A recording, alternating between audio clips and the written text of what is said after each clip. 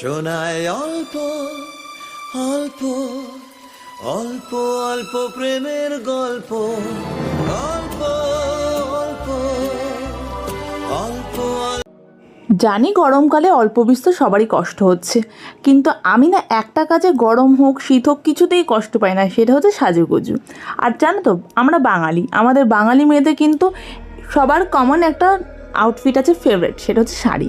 আর আমি সুযোগ পেলে শাড়ি পরতে ভালোবাসি। অনেক দিন ব্যস্ততা করে কাটিয়ে দিয়েছি। ফাইনালি যেহেতু আমার কলেজে এখন সামার ভ্যাকেশন চলছে বাচ্চাদের মতো, তো সেই সুযোগে আজকে পরে ফেললাম এই লাল শাড়িটা।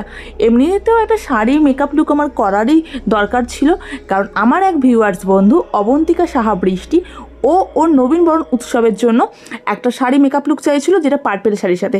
পার্পেল শাড়ি না ওয়ার্ড্রপ থেকে একদম পেলাম না, তাই এই রেড শাড়িটার সাথে করলাম। তুমি এই লুকটা কিন্তু তোমার পার্পেল হোক ইয়েলো হোক যে কোনো শাড়ির সাথে ক্যারি করতে পারো।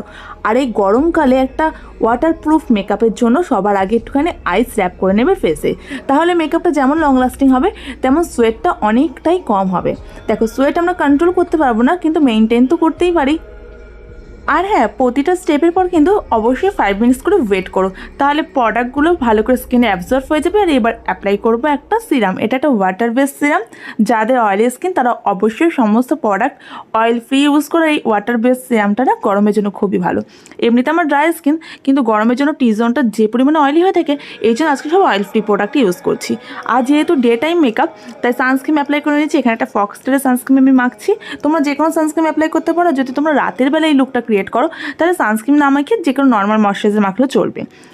এই যে কেশার ক্রিম ময়শ্চারাইজারটা দেখছো হিমালয়, এটা আমি আগের দিন স্পেন্সার থেকে নিয়েছিলাম।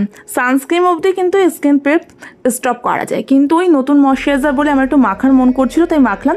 তবে ওই হিমালয়ের ময়শ্চারাইজারটা না একটু অয়েলি, যাদের অয়েলি স্কিন তাহলে স্কিপ করো।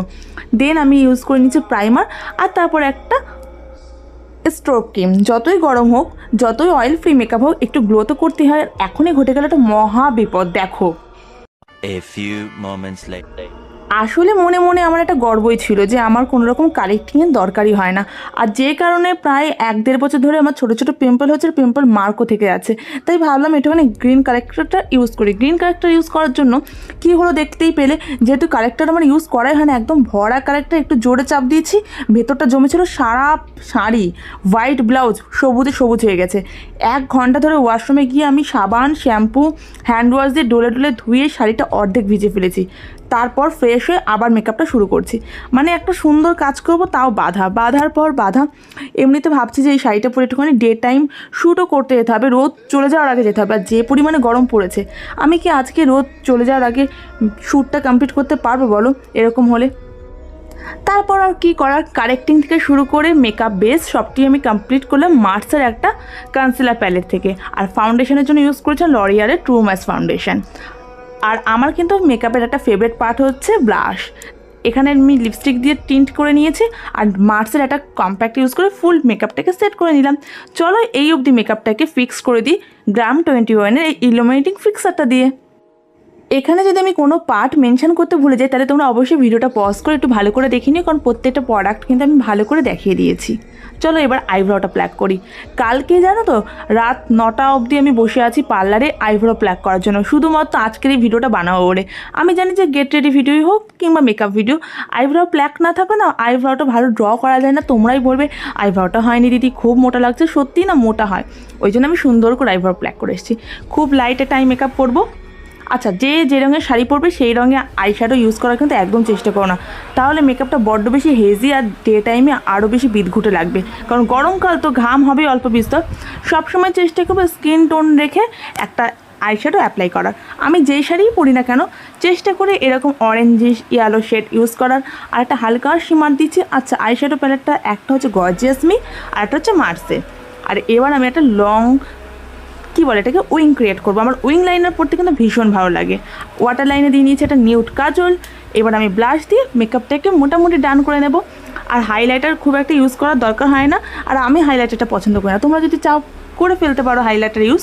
এবার আমি নোজ কন্ট্রোল করে নিচ্ছি। আমার নোজ কন্ট্রোল করতে প্রচণ্ড ভালো লাগে, তবে আমি চিক কন্ট্রোল করি না। যাদের চিক কন্ট্রোল করার দরকার আছে তারা করে নিতে পারো। আই মেকআপে আমি যেহেতু কোনো রকম শিমার ইউজ করিনি, তাই আই মেকআপটা একটু বেশি হাইলাইট করার জন্য ইনার কর্নারটা হাইলাইট করে দিলাম মার্সের একটা হাইলাইটার দিয়ে।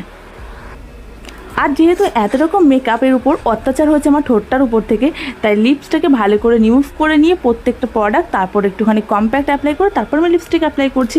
এখানে লিপস্টিকের জন্য রেখেছি আমি সুগারের একটা লিপ শেড। আর আমি জানো তো লিকুইড লিপস্টিকের থেকেও স্টিক লিপস্টিক বেশি প্রেফার করি।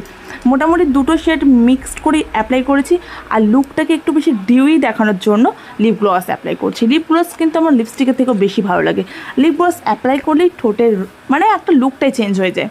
আর চুলটা কালকে রাতেই আমি একদম ওয়েভ করে রেখেছিলাম। ওয়েভ করলে হেয়ারের একটা ভলিউমও বেড়ে যায়। তোমরা কিন্তু অবশ্যই ঝটপট কমেন্ট করে জানাও লুকটা তোমাদের কাছে কতটা ভালো লেগেছে। আর এই লুকটা পরে আমি যতগুলো শর্টস রিলস আপলোড করেছি প্রত্যেকে ব্লাউজ ডিটেলস জানতে চেয়েছি যে ব্লাউজ আমি কোথা থেকে কিনেছি। এটা কোনো কেনা ব্লাউজ নয়, এটা আমার একটা শাড়ির সাথে পাওয়া ব্লাউজ পিস, যেটা আমি নিজে ডিজাইন করে বানিয়েছি টেলারের কাছ থেকে। ডিজাইনটা পুরো আমার নিজেরই কাস্টমাইজ ছিল, তাই তোমাদের সবাইকে বলে দিলাম। কেমন লাগলো ডিজাইনটা জানিও। ভিডিওটা ভালো লাগলে লাইক করতে বলো না, একটু বেশি ভালো লেগে থাকলে নিজেদের বন্ধুদের সঙ্গে শেয়ার করে দিও।